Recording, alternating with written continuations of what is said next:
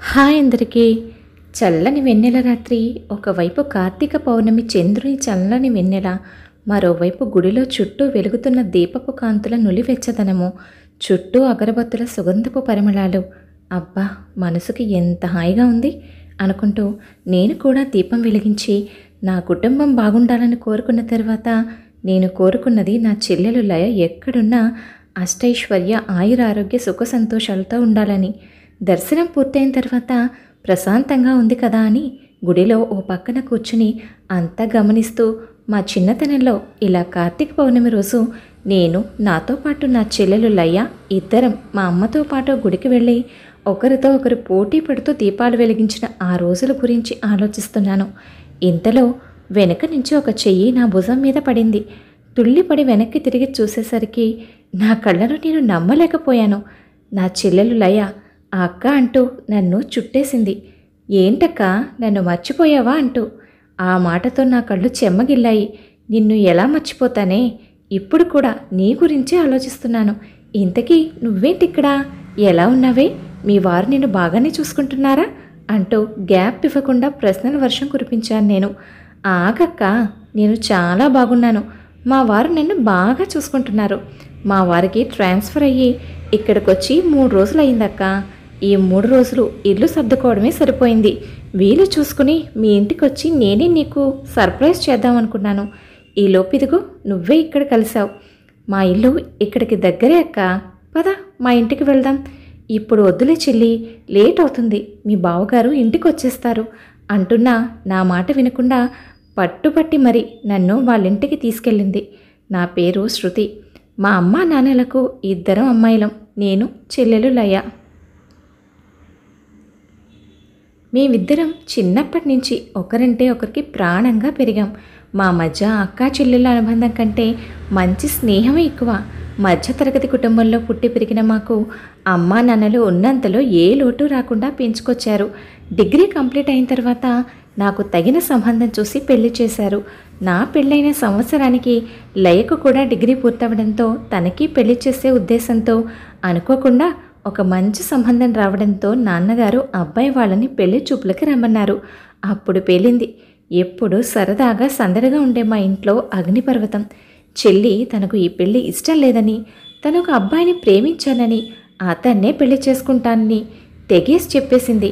మేమంతా ఎంత నచ్చ చెప్పినా చెల్లి తన మనసు మార్చుకోలేదు. ఇంతలో ఇంటికొచ్చిన మగపిల్లి వారితో కూడా లయ విషయం దాచకుండా చెప్పేసింది. వాళ్ళు నాన్నగారిని నానా మాటలు అని తిట్టుకుంటూ వెళ్ళిపోయారు. లయ తను ప్రేమించిన వాడినే పెళ్లి చేసుకుంటానని పట్టుబట్టడంతో ఇప్పటికే నువ్వు చేసిన పనికి మన పరువు సగం పోయింది. ఇక ఆ కులం తక్కువ వాణ్ణి చేసుకుంటే మిగతా కాస్త పరువు కూడా తుడిచిపెట్టుకుపోతుంది. ఏది ఏమైనా సరే లయ ప్రేమించిన వ్యక్తితో తన పెళ్లి జరిపించడానికి నాన్నగారు ఒప్పుకోలేదు. దాంతో లయ ఇంట్లో నుంచి వెళ్ళిపోయి తన మనసుకు నచ్చిన వ్యక్తిని పెళ్లి చేసుకుంది. ఇక ఆ రోజు నుంచి మా కుటుంబానికి లయకు మధ్య ఎలాంటి సంబంధాలు లేవు. నాన్నగారు కోపంతో నాకు ఒక్కతే కూతురు అన్నారు. అప్పుడే ఇదంతా జరిగి 2 సంవత్సరాలు కావస్తోంది. ఆ రోజు చెల్లి అంత పెద్ద పంతం పట్టకుండా కాస్త నెమ్మదిగా నాన్నగారిని ఒప్పించుకుని ఉంటే ఈరోజు విషయం ఇంత దూరం వచ్చి మేము విడిపోయే వాళ్ళం కాదేమో అని అనిపిస్తూ ఉంటుంది నాకు అప్పుడప్పుడు. మా నాన్నగారి కోపాన్ని తగ్గించడానికి బదులు మా వారు అగ్నికి ఆజ్యం తోడైనట్టు మధ్య మధ్యలో ఏదో ఒకటి అని నాన్నగారిని రెచ్చగొడుతూ ఉంటారు. లయ ఇక మీదట మా కుటుంబంతో కలవకపోతే అమ్మా నాన్నల అనంతరం మిగతా ఆస్తి మొత్తం ఎలాంటి వాటాలు వెయ్యక్కర్లేకుండా మాకే వస్తుందని ఆయన దురాలోచన. ఆ కారణం వలనే ఈ 2 సంవత్సరాల్లో చెల్లిని ఎన్నిసార్లు చూడాలనిపించినా నేను ప్రయత్నించలేకపోయాను. నేను ఇలా ఆలోచనలో ఉండగా ఇల్లు వచ్చేసిందక్క అంటూ పిలిచింది లయ. నేను గుమ్మంలో అడుగు పెట్టేసరికి ఎదురొచ్చింది వాళ్ళ అత్తగారు. మీ అక్కేనమ్మా అంటూ నవ్వుతూ అడిగింది. అంతకుముందు ఎప్పుడూ పరిచయం లేని నేను ఆవిడికి ఎలా తెలుసు అనుకున్నాను. నా మనసులోని సందేహాన్ని పసిగట్టినట్టుగా ఇద్దరూ అచ్చుగుద్దినట్టు ఒకేలా ఉన్నారమ్మా అంది ఆవిడ. లయ ఎప్పుడూ నీ గురించే చెప్తుందమ్మా అంటూ చాలా బాగా మాట్లాడింది లయ అత్తగారు. ఇల్లు చూడడానికి కాస్త చిన్నగానే ఉన్నా అందంగా పొందికగా ఉంది. కాసేపు మాటలు తర్వాత బయలుదేరుతానంటూ నేను లేవబోతే రాక రాక మొదటిసారి మా ఇంటికి వచ్చావమ్మా భోంచేసి వెళ్ళమ్మా అంది లయ అత్తగారు. మా వారు వచ్చేస్తారు, కాసేపు ఉండక్క అంది మరోవైపు లయ. లేదే, మీ బావగారు వచ్చే టైం అవుతుంది, లేట్ అయితే కోప్పడతారు.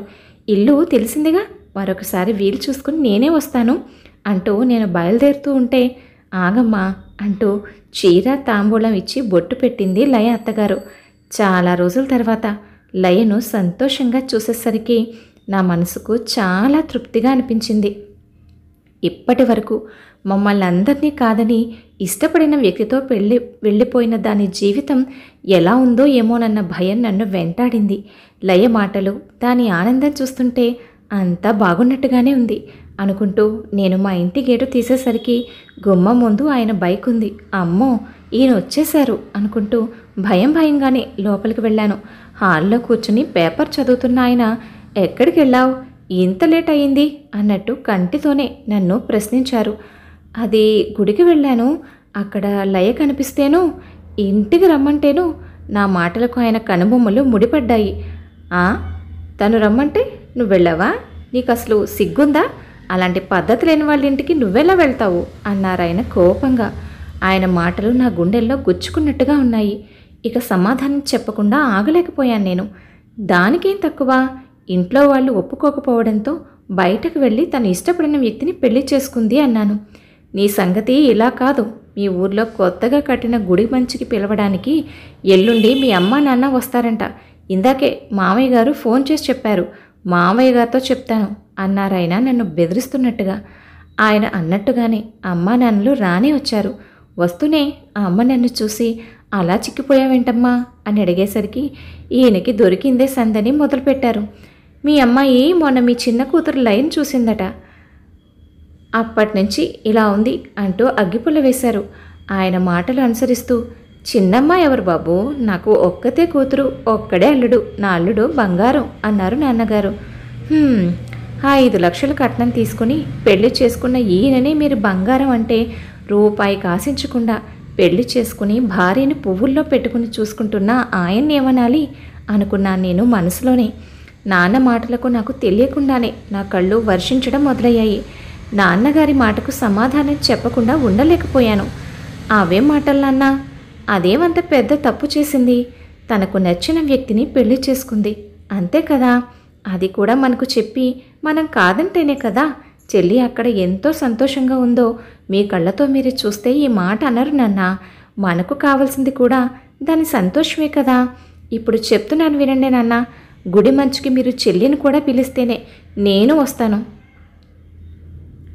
లేదంటే రాను అని నేను తెగేసి చెప్పేసరికి నాన్నగారు మారు మాట్లాడకుండా ఉండిపోయారు.